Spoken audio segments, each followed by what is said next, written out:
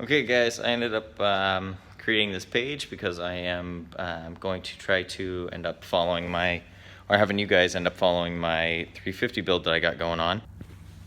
So here it is. This is a 97 block. It's got 4 valve relief high protected pistons with a little bit stronger rods, stock crank, bored 30 over with 64cc aluminum heads. Got your Edelbrock intake manifold with a HEI distributor.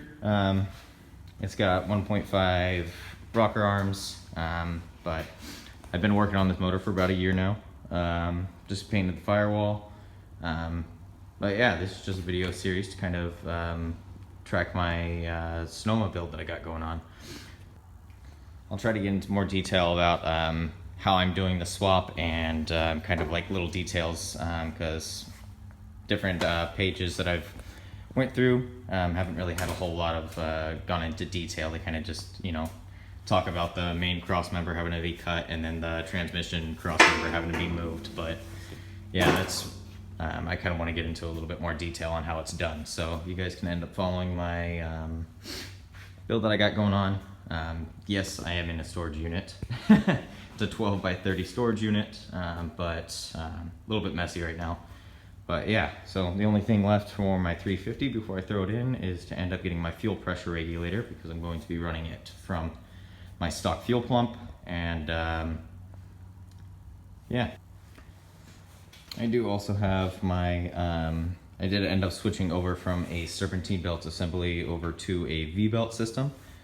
So I ended up going from the 7 pulleys serpentine belt over to a 2-belt V-belt system. So yeah, I ended up getting my Transtapt engine mounts. I'm kind of still figuring out how to end up getting them mounted in, because it looks like right here in the hole they don't end up making it very big. So I gotta figure out how that kind of goes in there. But also I am going to be hooking up a Turbo 350 transmission up to, with the 2500 stall up to the M motor. I do have my starter right here. This is not a high torque mini starter. It is a starter off of a big block, which will actually bolt up. It'll act as if it's a high torque mini starter, but again, it's just realistically smaller, and it kind of gives it a little bit more torque than just the regular starter. Be running my B&M shifter that I got, and then yeah, that's really it. Kind of what I got so far. I'm still trying to figure out the wiring harness that goes into the firewall. I did end up figuring out that if I take this plug, which goes to the rear taillights and blinkers and everything, and then I end up having my other wiring harness right over here, which is a green one, goes to your front headlights. They actually all just come out as one assembly, so that's really nice when you unplug it.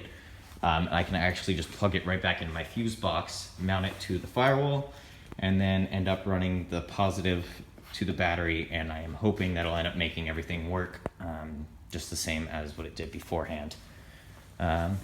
Just got these nice LED lights mounted up, temporary wiring right now. I ended up making this back plate right here that goes from my for the heater box system. Cut it out of an old hood that I had lying around, my first one for this one. But yeah, I am hoping that this motor should produce anywhere from 350 to 400 horse. But yeah, still trying to get everything figured out, like as for mounting, and just waiting for my regulator to end up coming in. I will mount that to the firewall, and that is and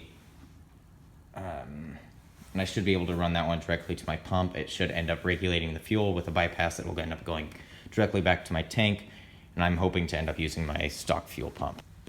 I did want to end up mentioning that about the O2 sensors. Obviously you aren't going to be needing those if it is going to be carbureted.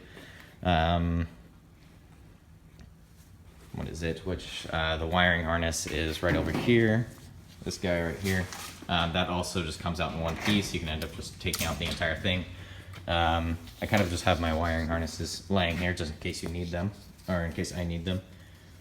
This one right here goes to the airbags, which ends up coming down the frame. You'll see it, and it'll come right down here, go around, and then it kind of goes underneath this first cross member, and then it'll go to the other side, and then clicks into the front of the bumper on the bottom.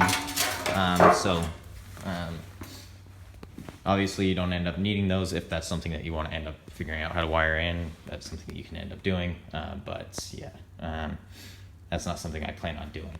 I do want to eliminate, again, this wiring harness. I do want to end up taking off everything that I don't need, so pulling it back through the cab, and then end up pulling out everything on the inside as my gauges, because that's probably coming out, and I'm going to end up making a custom one with auto meter gauges.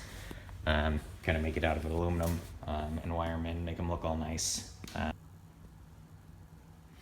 And also I did end up having help with this motor. I did not completely build it myself. All the internals as far as the pistons and the crank and the rods go, I had my machine shop end up doing that, but everything else as from the heads up. So the short block was assembled by my machine shop. The rest of it was put on basically by me and by the help of some friends. Everything is kind of torqued down. There still is a few other things that I have to figure out. As for these bolts, I want to end up making them all match, kind of like these guys right here with the hex heads, just because they'll look a lot nicer, and I still got to get a couple more right in here. So there's a couple little fine-tuning things that I still have to do to the motor before it's ready to end up going in. But right now I am running just the stock wires. I plan on going to a Taylor wire that I plan on cutting down, because I really like kind of the power that they end up giving you, or the spark more than anything.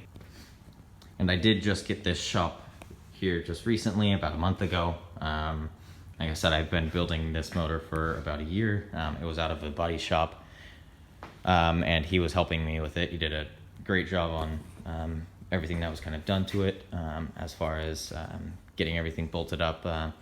He helped me get this far, and then basically I got my own shop just so I can end up having my own space and getting all my own stuff figured out, and start getting all my own tools. Like I said, I don't have a great selection using performance tool stuff right now. If any of you guys are familiar with that, they aren't an amazing brand, but they do the job and have a lifetime warranty. So they definitely aren't Snap-on, but they do the job and have a great warranty.